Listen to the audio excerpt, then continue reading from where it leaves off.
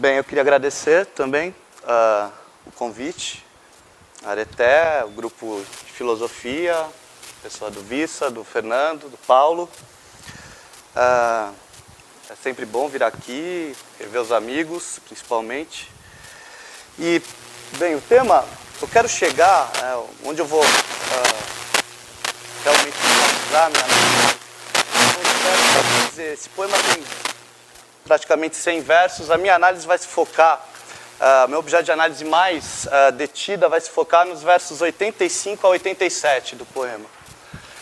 Mas eu, antes de chegar lá, eu queria, então, quer dizer, a desculpa sobre uma análise tão minuciosa, acho que já foi dada pelo Fernando, mas que não se pretende ser também só filológica, e justamente a tentativa de arrombar o túmulo de chumbo e falar com os vivos também vai se dar com a leitura do próprio poema. A ideia é que nós leiamos juntos o poema inteiro, e antes de chegar justamente a esse ponto, que são esses versos de 85 a 87, mais especificamente ainda, né, o verso 87, se eu não me engano, uma palavra do verso 87 talvez, a eufrosina, que entra ali, que eu traduzi por alegria, que é justamente um termo que tem dado um pouco de problema na interpretação do poema. Eu queria passar rápido por alguns pontos, basicamente 3. Primeiro, os dados, ou seja, a quem esse poema se dedica, por quê, como, quando, onde, né? Tudo isso eu gostaria de retirar de dentro do próprio poema. E duas particularidades que são realmente bem específicas e bem próprias desse poema, que são uma particularidade métrica, que eu vou tentar expor de uma maneira bem rápida, e uma particularidade que diz respeito ao mito do poema, o que se chama de mito formal. Todo epinício de extensão um pouquinho maior tem um mito. O Fernando comentou isso também, né, a respeito da primeira olímpica. E então eu quero comentar sobre esse poema, que também tem uma particularidade interessante, que me parece, que é justamente a história do Creso, mas não quero ainda adiantar isso. E daí sim, eu acho que a gente chega lá, se der tempo e se der certo tudo, a gente chega lá onde exatamente eu pretendo fixar mais ali a minha leitura, no que diz respeito tanto à interpretação desses versos, quanto à própria relação desses versos com o Píndaro, né? Afinal, o Píndaro é o autor aqui, acho que mais homenageado aqui nas falas, e nós vamos passar por ele justamente pela primeira olímpica. Então, acho que a fala do Fernando vai ajudar muito, com certeza, para mim aqui também. Acho que a gente vai poder usar muita coisa ali. Os próprios elementos, né, que nós vimos, a água, o ouro, o éter, estão todos aqui também, né? Então a gente vai entrar nessa questão. Bem, eu fiz um texto para não me perder. Bem, então, nós temos conhecimento da data da vitória louvada nesse poema apenas pelas anotações constantes no escólio da primeira olímpica, né? Anotações essas, então, que nos informam que essa vitória teria se dado na 78ª Olimpíada, ou seja, 468 a.C.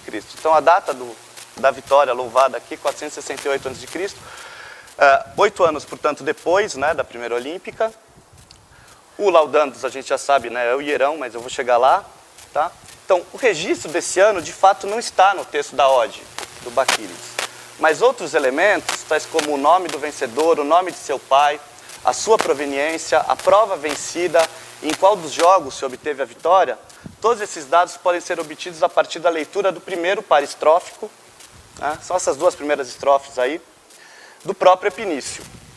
Por isso, então, eu proponho que nós leiamos essas duas estrofes do poema para, dali, então, retirarmos esses dados, tá? Eu vou ler, vocês têm o poema aí, eu fiz questão de, né?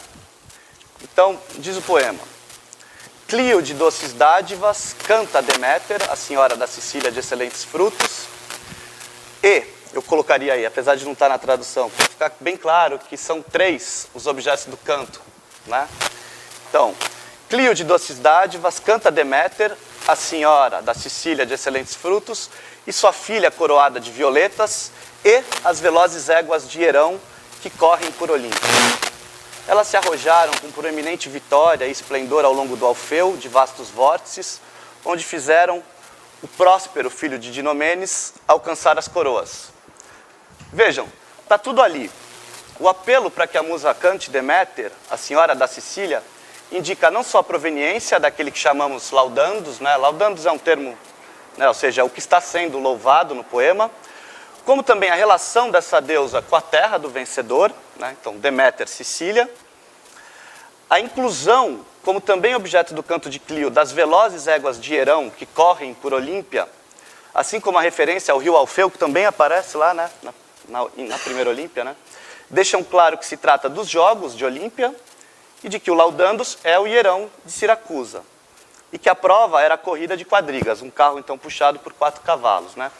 Tem uma particularidade que eu acho que ainda vale lembrar aqui, que nesse tipo de prova, louva-se o dono dos cavalos, né? E não quem os conduziu, a não ser, é claro, que seja a mesma pessoa, como ocorreu, por exemplo, com Heródoto de Tebas, cantado na primeira Ístmica do Píndaro. Né? Por fim, a expressão filho de Dinomenes aponta, como é comum também nos epinícios, para o pai do que está sendo homenageado na canção. Vejam, a ideia aqui não foi mais do que identificar no próprio corpo de abertura, né, no corpo da abertura do poema, mais especificamente na primeira estrofe e na antístrofe correspondente, alguns dados básicos que comumente são vistos em certas edições ao lado do próprio título da ode, para auxiliar talvez os leitores na sua compreensão. Né? Então, é comum, né, que nós vejamos alguma coisa assim: Baquílides, Epinício 3, Hierão de Siracusa, filho de Dinomenes, corrida de quadrigas. Né? O que eu estou mostrando é como isso aparece dentro do próprio poema, né? Como ele, de uma maneira um tanto alusiva, né? Pedindo para que Clio, né? A musa justamente do louvor, né? Lembrem de Cleos, cante essas coisas todas, ao mesmo tempo que ele vai pedindo para que ela cante, e todos esses elementos básicos, né? Ou seja, quem ganhou essa prova, que prova era essa, onde ela se deu, estão aí. Né? Então, antes de passarmos ao primeiro epodo, que é o que seguiria isso aqui, né? Que vai seguir esse par, eu gostaria de comentar rapidamente a estrutura métrica, então, que seria aquele segundo ponto do poema no que diz respeito à construção de suas estrofes, pois anela uma característica pouco comum entre as odes epinícias, uma característica que apenas se nota, segundo alguns autores, nesse poema e na 13ª Olímpica de Píndaro. Então, é tão particular daqui que eu fiz questão também de falar sobre isso rapidamente. Então, vejam, como começamos já a ver, o poema tem forma triádica, que significa que ele se estrutura com base em um par estrófico, formado por estrofe e antístrofe, com o mesmo esquema métrico, e esse par estrófico, então, é seguido por um epodo, com um novo desenho métrico. Né? Fim desse primeiro epodo, e por consequência, essa primeira tríade, que nós estamos chamando aqui, esta mesma estrutura, então, se repetirá idêntica por mais 6 vezes até o fim do poema. Então, vejam, são 7 tríades, o que perfaz um total de 7. Né? Então, vejam, se a gente for olhar o poema, né, entre o texto em grego e o texto em português, eu fui pondo, né, vejam, estrofe 1, antístrofe 1, epodo 1. Acabou a primeira tríade. Estrofe 2, antístrofe 2, epodo 2. Acabou a segunda tríade. Tá? Então, a antístrofe repete a forma métrica e, claro, a melodia da estrofe, e o epodo muda essa forma métrica e, claro, provavelmente vem aí uma nova melodia, uma espécie de refrão, e depois do epodo, então, volta o primeiro par estrófico de novo, né? Quer dizer, e continua, então, sempre isso por 7 vezes. Então, são 7 tríades, e a gente chama de tríade por isso. Um par estrófico, um epodo. Par estrófico, epodo. Né? Veja, isso para a estrutura estrófica. Agora, quanto aos metros usados na lírica coral, os estudiosos costumam dividi-los em 2 grandes categorias. Eu vou ficar só fazer uma exposição muito geral, não vou entrar em metro por metro. Né? Então, de um lado, o que se convencionou chamar de dátilos epitritos, por outro, os ditos metros eólicos, né? Ou eolo-coriambos. Né? Um exemplo desse modo de classificar em 2 categorias maiores os metros de Píndaro, por exemplo, pode ser visto no próprio título de um livro publicado em 2009 pela Oxford, escrito pelo Itsumi, né? Um japonês, chamado Metro Pindárico, a outra metade, né? No qual o autor justamente se vale dessa dupla divisão para em seguida pôr em questão algumas classificações dos metros daquelas odes que eram enquadradas como eólicas e adotar um novo tipo de nomenclatura que ele chamará de dátilos epitritos mais livres, freer. Eu só estou falando aqui do Itsumi para fundamentar essa dupla divisão dos metros, né, da lírica coral. ainda que ele mesmo a relativize com essa nova categoria por ele criada. Bom, o que nos importa aqui é apontar que, via de regra, esse é o ponto, né? Só isso. Essas odds da lírica coral são vistas pelos estudiosos como subsumidas, ora a uma categoria, ora a outra. Ou seja, grosso modo, ou elas são compostas inteiramente em dátilos epitritos, ou inteiramente compostas em metros eólicos. E que, portanto, o nosso epinício 3, com a já citada exceção da 13ª olímpica, se mostra único ao apresentar, né, e é isso que, só isso que eu quero ressaltar aqui, um par estrófico composto com base em uma dessas categorias métricas, a eólica, ao passo que o epodo, então, é construído com base na outra, né? Então, a dos dátilos epitritos.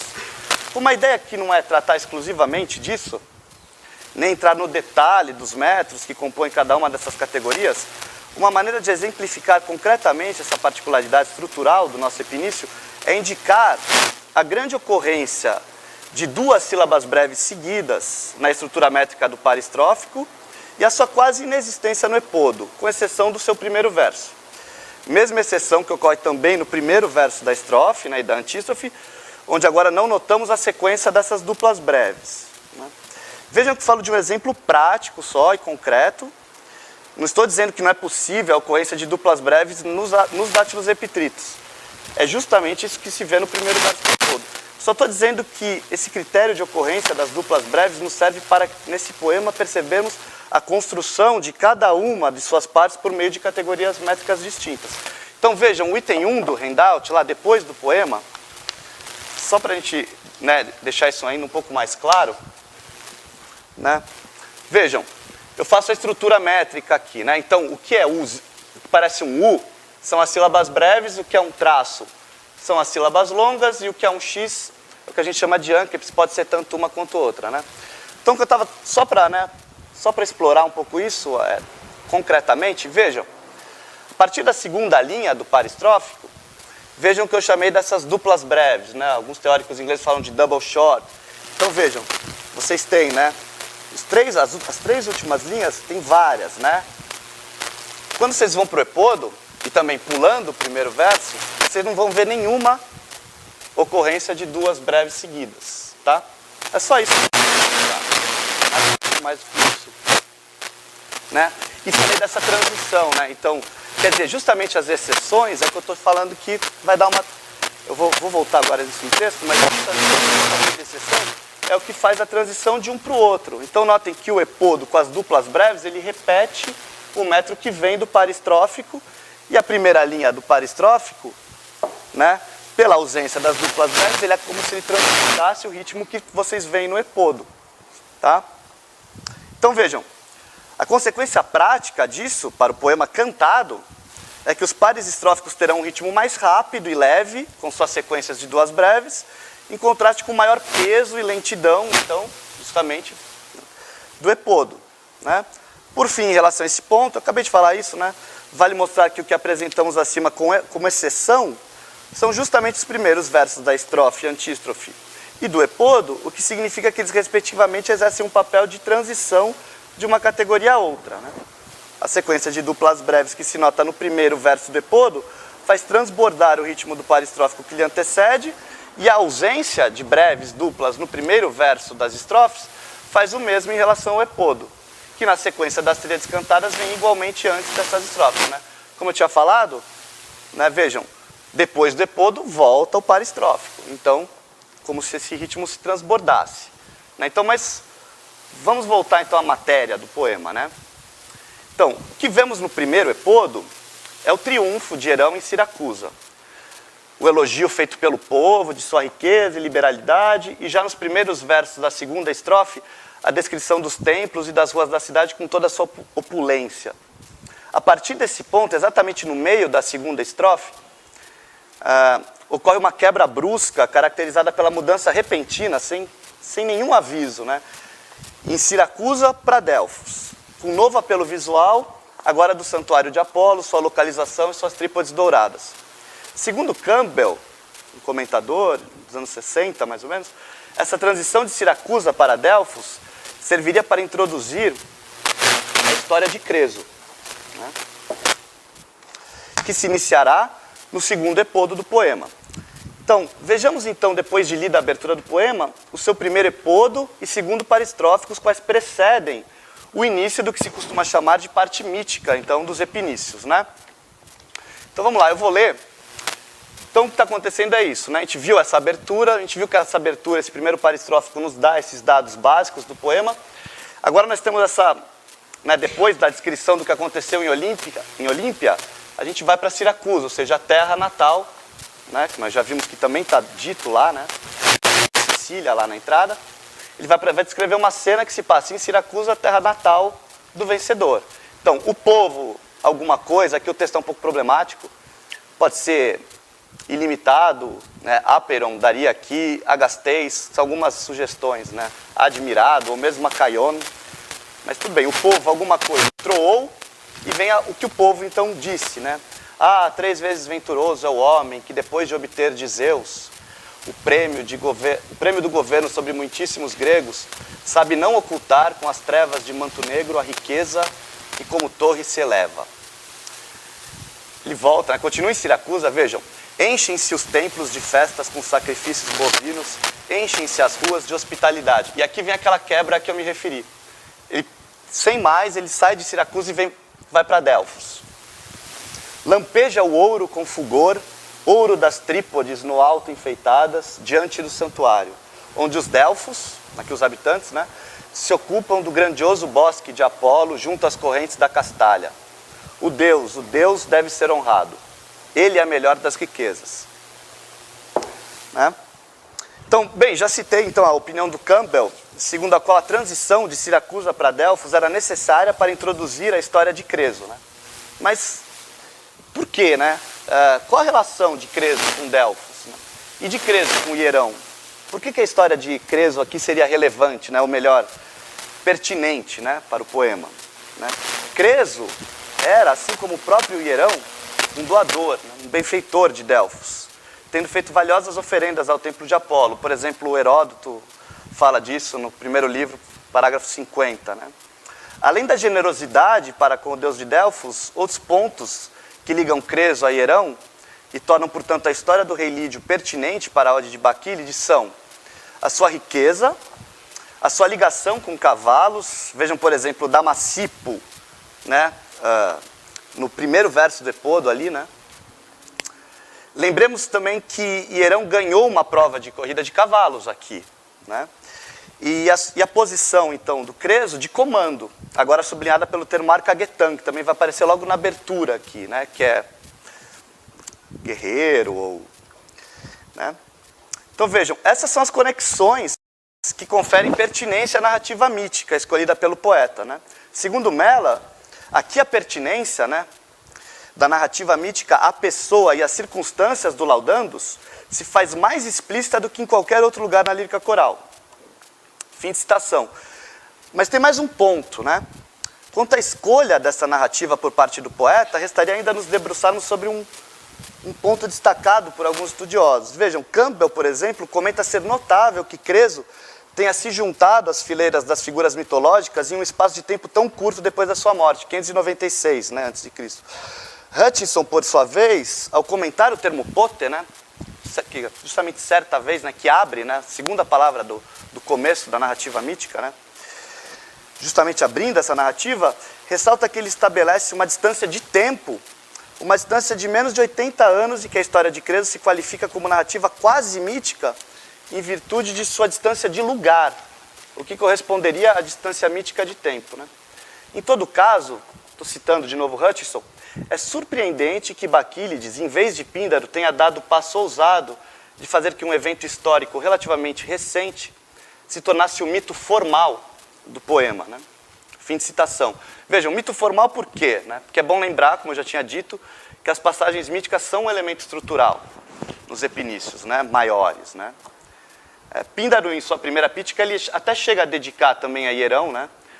Quer dizer, dedicada a Hierão, ele chega a se valer dessa figura do Creso como um exemplo de piedade recompensada lá no verso 94. Mas a história não é expandida, como no poema de Baquílides. Né? É bom lembrar também que algo semelhante está ocorrendo entre os tragediógrafos. Né? Quanto a esse ponto, então, vou citar o Hutchinson ainda uma última vez. Né? Ele diz, pode ser significante que ele, Baquílides, mostre vínculos mais estreitos do que Píndaro com o drama ático, né? Os dramaturgos atenienses haviam expandido a tragédia mítica para incluir temas orientais, né? Fim de citação. Né? Exemplo disso, por exemplo, os persas, né? do Ésquilo, e os próprios persas do Frínico, de quem nós temos notícia. Né? Então, veja, a tragédia que nós temos como um fenômeno, né, poético extremamente mítico, né, que vai lá nos mitos, né, abrir as gavetas do mito para servir de matéria desses poemas, também estava fazendo alguma coisa semelhante com o que o Baquílides fez aqui. Né? E o Píndaro nunca tinha dado esse passo. Né? Mas então, passemos então à leitura da história de Creso, que, como vimos, constitui o que se convencionou chamar de parte mítica dessa ode. Nós já lemos a segunda antístrofe, que se finda com uma espécie de gnome, uma máxima, né, uma reflexão de cunho filosófico, moral. Também um elemento bem característico dos epinícios, né, onde ele diz: o Deus deve ser honrado. Essa máxima é expandida com uma pequena explicação, né, notem o gar, né, pois ele é a melhor das riquezas.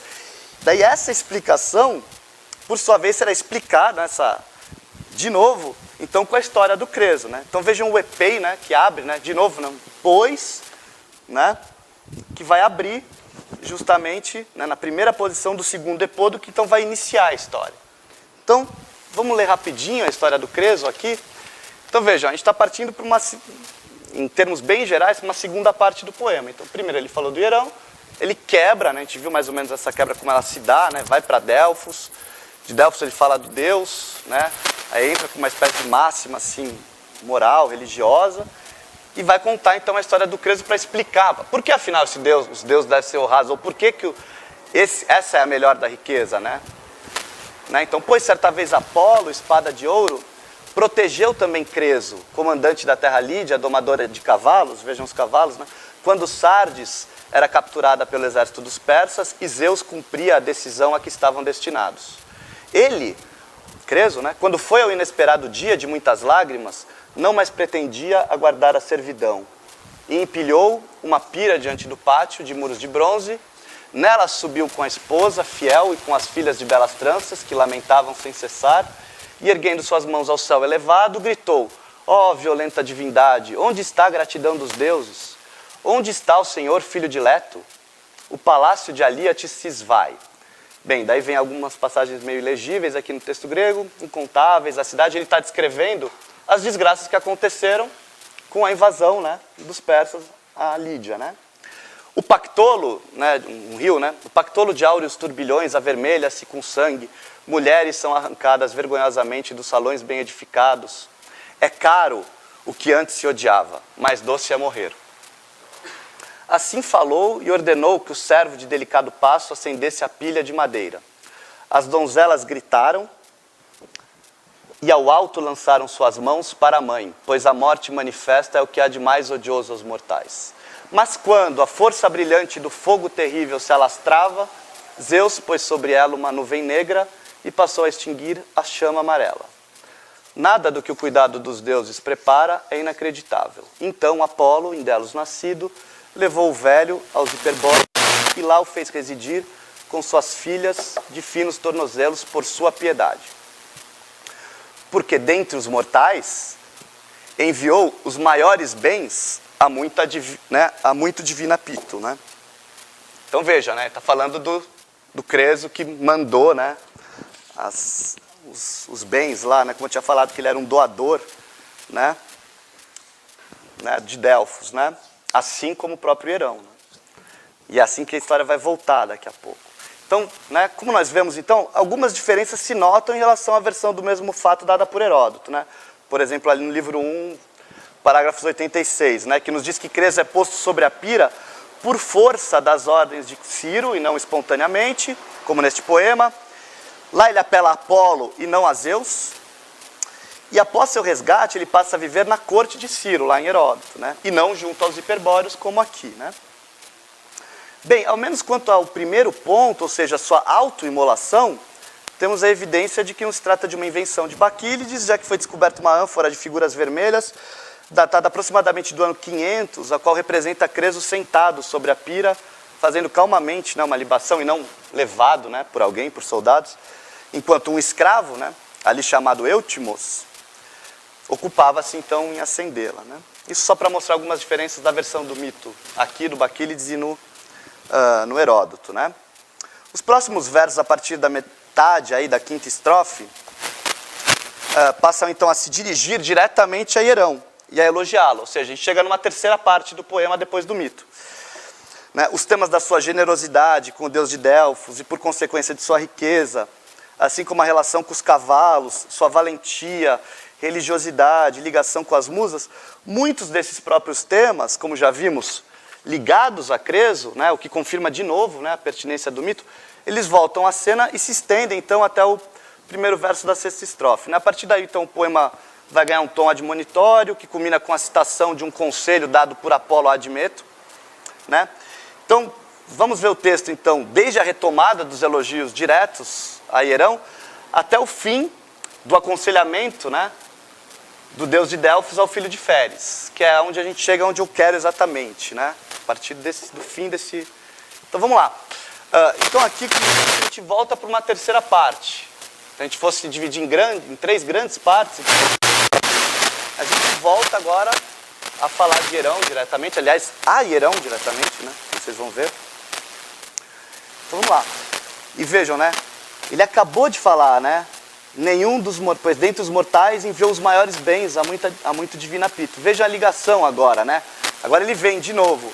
Nenhum dos mortais que ó, muito louvado Hierão, desejará dizer que Alóxias, Apolo, né, enviou mais ouro do que tu. Quem não se enche de inveja pode elogiar um homem guerreiro, amante de cavalos, detentor do cetro de Zeus, né? Tudo isso é o Hierão, né? E do quinhão das musas de tranças violetas, né? Vejam, ao elogiar o Hierão, né, levanta várias coisas que ele tinha falado do próprio Creso, né? E aqui começa o que eu falei de passagem mais né, de um aconselhamento, né? Aqui também é um texto bem difícil, bem corrompido, do papiro. Certa vez, efêmero, observa o que te convém, a vida é breve, a esperança alada dissolve o pensamento dos efêmeros, e o senhor Apolo disse ao filho de Féres, né, o Admeto, e vem aqui as palavras do Apolo, né? Interessante esse conselho. Já que és mortal, deves cultivar duas opiniões, né? Duas gnoma aí, né? Difícil de dizer esse termo. E aqui vem, quais são as duas, né? Que somente amanhã... Você vai morrer amanhã. Vai morrer amanhã. E a outra, né? Alegra o coração com ações piedosas, pois esse é o supremo ganho.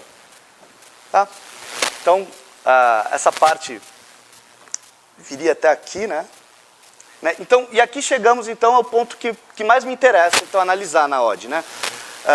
Os versos de 85 a 87. Né? E o interesse aqui se dá por dois motivos. A relação desses versos, principalmente os dois últimos, 86 e 87, com os versos iniciais da primeira Olímpica de Píndaro, e o problema de interpretação que suscitam, né? Especialmente o verso 87, ainda de modo mais específico, o termo eufrosina, né? Que traduzir por alegria. Né? Então, vamos ler não só esses três versos, mas todo o argumento que eles introduzem, né? Esse argumento que vai até o último verso da sétima antístrofe, e em seguida, então, vamos ver o que dizem alguns comentadores acerca desses dois motivos. Né? Quais são os dois motivos, então? Tanto a relação dos versos com o Píndaro, quer dizer, se é uma relação de imitação ou não, né? E o outro motivo seria o motivo né, o que eles querem dizer, né? Então vamos lá. Ele diz o seguinte: ao sábio minha voz é compreensível. O profundo céu é imaculado e a água do mar não se corrompe. O ouro é a alegria. Ou talvez, mas o ouro é a alegria, lembrando daquelas três partículas. Ele usa men, de, igualzinho, né? Não é lícito ao homem passar pela grisalha velhice e de novo recobrar a verdejante juventude. No entanto, a luz da excelência dos mortais, areté, né? Não diminui ao mesmo tempo que a musa a noite, né? Então vamos lá. né, vamos então aos comentadores, né, rápido, não vou me deter muito nisso, só para mostrar como o próprio juízo, principalmente a respeito do primeiro tema, mas o segundo também, vai mudando, né? Então, vejam, Jeb, lá em 1905, né, em seus comentários sobre os versos 85 a 87, né, esses três, diz o seguinte: esses três versos são notáveis pela franca imitação, open imitation, de Píndaro, com Froneonte Sinetá, né, que é o primeiro, né, ao sábio minha voz é compreensível ali, né, primeira frase do verso 85 do nosso poema.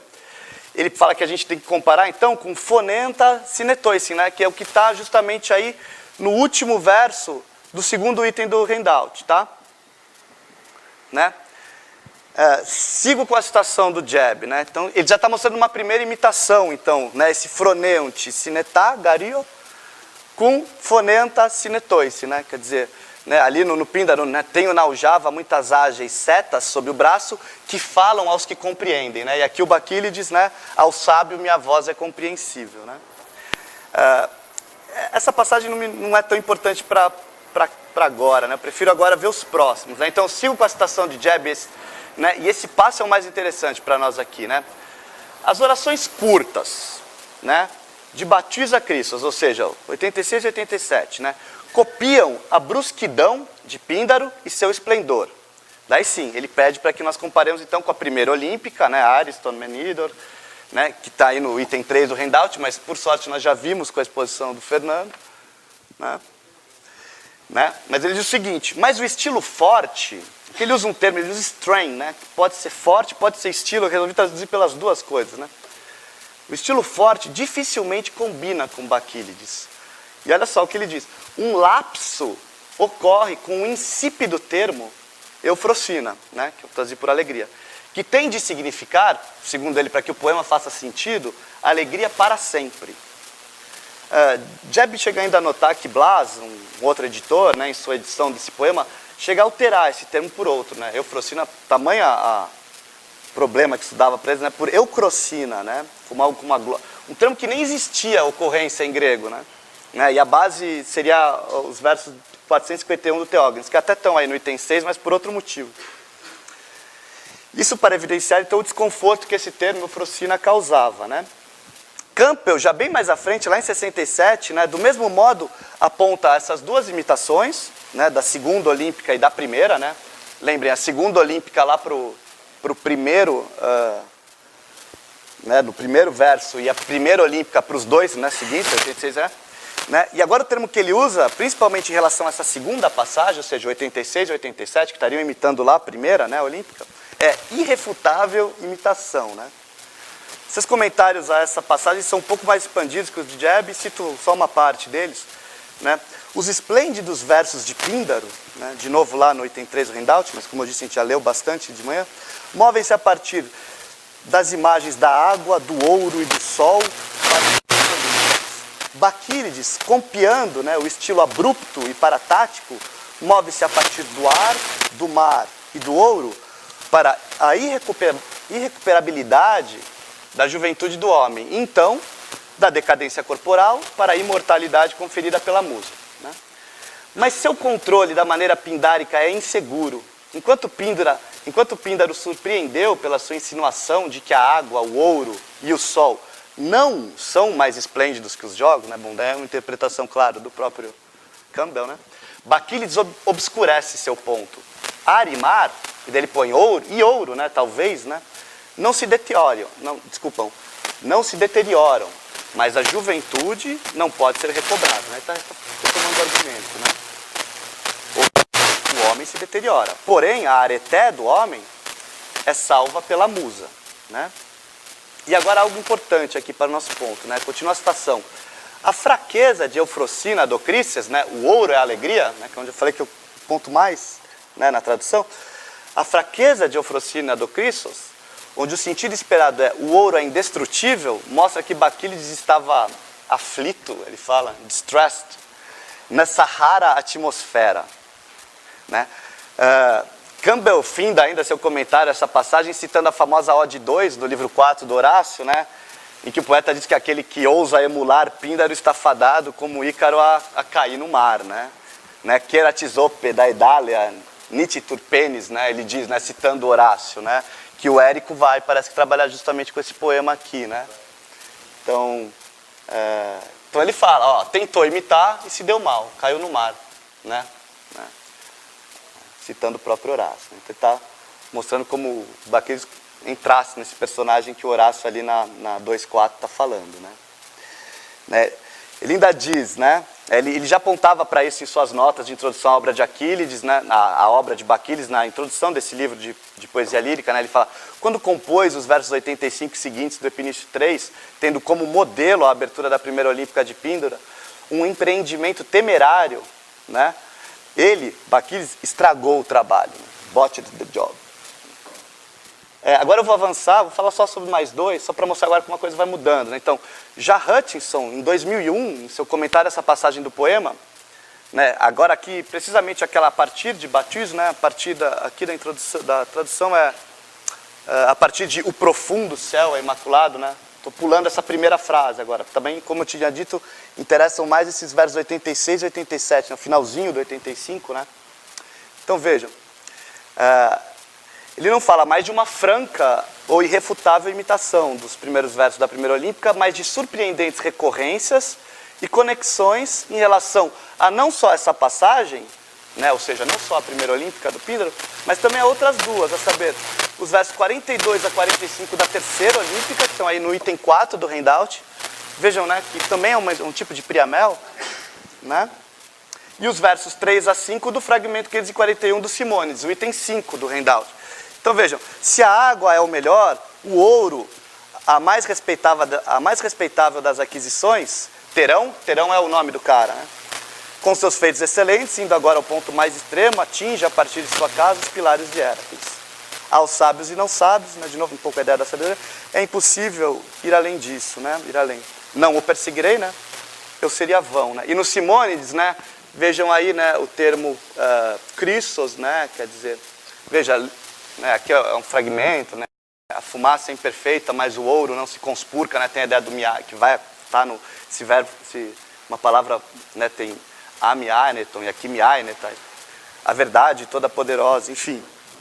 Então o que ele está dizendo é o seguinte, é que agora está tentando mostrar uma outra coisa, está tentando mostrar então recorrências e conexões, né, e essas recorrências seriam as seguintes: a menção a elementos particulares, como a água, o éter, o ouro, presente nas 4 passagens, nessa e Olímpica 1, Olímpica 3, Simônides, né? 2, semelhanças de fraseologia, Ariston, Aristeuei, Umiainetai, Amiantos. 3, uma notável obscuridade, né? Por isso que a gente tanto aqui, né? A coisa não acabava de manhã e, né? Quer dizer, então, essa obscuridade também estaria aqui, estaria também em outros lugares, mais forte em Píndaro e Baquílides. E 4, movimentos abruptos entre coisas de tipos aparentemente diferentes. Cito Hutchinson, né? Evidentemente, estamos lidando com um tipo de passagem particular a esses poetas. É significante para alguns aspectos de sua autoapresentação que uma aparência de dificuldade, aqui expressamente apontada, né? Ou seja, quando ele diz, eu sábio, minha voz é compreensível, né? Devesse fazer parte dessa convenção. O uso dos elementos torna tais passagens mais elevados, né? Temas filosóficos entrassem, você me avisa quando estiver faltando uns 10. 10 já? Estamos perto. Devesse fazer... Estamos perto, estou acabando. Então, o uso dos elementos torna tais passagens mais elevadas, o tradicional ouro ganha uma força especial nesse poema, né? Então, assim para Hutchinson, o que se vê nesse passo é mais uma tópica, né, compartilhada do que uma cópia, né, ou imitação, né? Mas e a sua interpretação da passagem, né? Agora entrando no que eu chamei de segundo motivo, né? Quanto a isso, Hutchinson não parece estar muito distante de Jebb e de Campbell, né? Já que nessa passagem, que se mostra como expressão de um contraste entre objetos livres de mutação e desgaste e o homem, a quem ocorre irreversível mudança e declínio, ele continua a ver o ouro entre aqueles objetos, ou seja, livres do desgaste, né? E não ao lado do homem. Lembrem que Jebb, nesse sentido, afirmava que Eufrosina tem de significar aqui alegria para sempre, né? Para tentar dar sentido a isso, né? e que Campbell apontava justamente essa frase, eufrosina dro chrysos, né, o ouro é alegria na tradução, como prova do fracasso de Bakílides em emular Píndaro, né, uma vez que o sentido esperado seria algo como o ouro é indestrutível e não o ouro é alegria, né, justamente para manter daquele lado de lá. Né. Então, para Hutchinson, a sequência desse passo indica que a incorruptibilidade do ouro é o ponto fundamental. Ele apenas incrementa, por assim dizer, a sua interpretação, acrescentando a esse caráter de incorruptibilidade do ouro, visto em Simônides, o seu traço de valor, né, de riqueza, né, visto justamente nas duas passagens de Píndaro, né, a gente viu também hoje de manhã, nas quais o ouro é representado como a maior das riquezas. Né. Assim é explicada a presença da alegria, eufrosina, presença tão criticada na interpretação dos outros dois autores. Né. A relevância atribuída ao valor do ouro aqui, né, se dá, pois, segundo a interpretação de Hutchinson, quando ele está em mãos liberais, né, porque daí ele traz festividade, vitória e alegria. Né. A última citação do Hutchinson, antes de passar para o último comentador, então, a singularidade conferida ao ouro se ajusta ao poema. A verdade estática sobre o ouro contrasta agudamente com as forças que afetam o prazer humano. Então, em geral, ele continua com o mesmo argumento, e ele só tenta, com essa explicação, dar um valor para o ouro aqui, né? Mostrar talvez essa ambivalência do ouro. Né? Então eu vou só apresentar, dá tempo, um último comentário, que traz uma solução interpretativa diversa desses três estudiosos citados. Né? É o de Mellor. Pois bem, é de 2004. Ele tem um estudo sobre Bakílides um pouco mais antigo, da Teubner, e em 2004 ele escreve um mais reduzido pela Cambridge. Né? Eu estou usando esse. Então, pois bem, ao comentar essa sequência do que ele chama de gnoma, né, o Hutchinson chega a falar em Priamel também aqui, mas fala que um Priamel seria muito especial. O Mellor chega a falar, ele chama isso aqui de uma sequência de gnomai, né, como eu tinha falado, de reflexões de cunho moral, filosófico, né, cujo significado, segundo ele, teria passado despercebido pela maioria dos estudiosos. Mellor afirma que o argumento se move entre opostos em três fases distintas. Até aqui tudo bem. 1. Água e céu são eternos. 2, né? Agora sim a novidade. Alegria e juventude são transitórias. E 3, apenas a fama das conquistas, nutrida pela poesia, persistirá. Mellor expressamente não considera plausível a hipótese aventada por Jebb de que os 3 primeiros versos da passagem sejam uma franca imitação dos versos de abertura da primeira Olímpica de Píndaro, muito embora para ele seja plenamente possível que Bakílides os conhecesse. Também não tem novidade, porque a gente já tinha visto Hutchinson falando alguma coisa parecida. Né?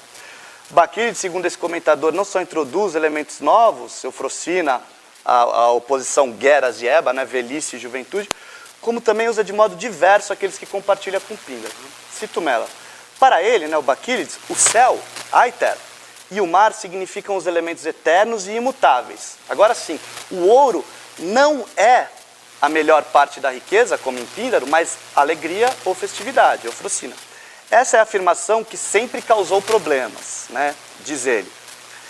Para Mellor, a maior parte dos comentadores, a exemplo do que vimos em Jebb, Campbell, Hutchinson, né, só para citar esses 3 que eu usei, tomou o ouro ao lado do céu e do mar, como um elemento eterno e incorruptível, com base no fragmento de Simônides e numa passagem de Teógenes, que é justamente o item 6 aí. Não vou ler.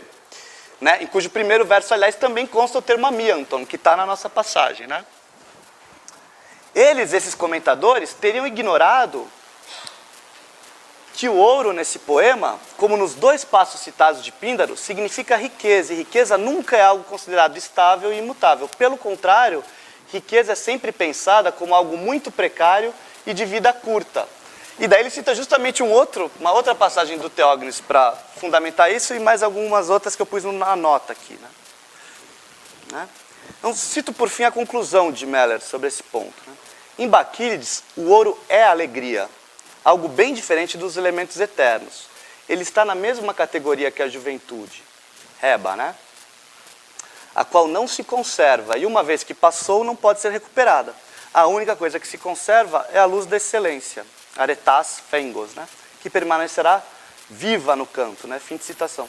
Agora, só para concluir, né?